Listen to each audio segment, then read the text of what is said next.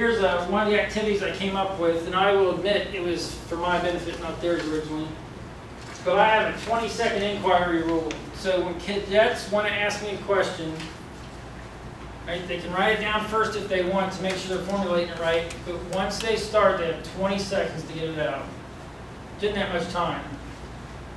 And I tell them, because it does work this way, I found out later, is they start formulating their questions and they have to think about stuff, because a lot of them will just start talking out loud and ramble on forever, especially the ones that are stage hogs and they just want everybody to hear them.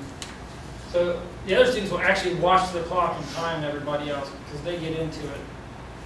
But they need to formulate their questions and they need to think about how they're going to ask witnesses and victims things instead of just asking something confusing that makes no sense. Of course, I always tell them, listen, if the question has nothing to do with what we're doing, just write it down on a card and I'll get it at the break time.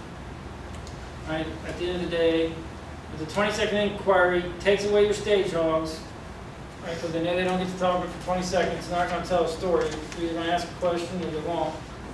But it actually makes people think, and they do develop better questions, which was not my original intent. Right? It was to make life easier on me instead of, because I had a couple of academy classes that I had several of them in there. But then it actually benefited them because they really started directing their questions. Right? They started getting poignant questions in the class. Actually, I kept it humorous, so the class wasn't upset by it or offended by it. Right? They watched each other and timed each other to make sure they weren't rambling on, and they were good questions.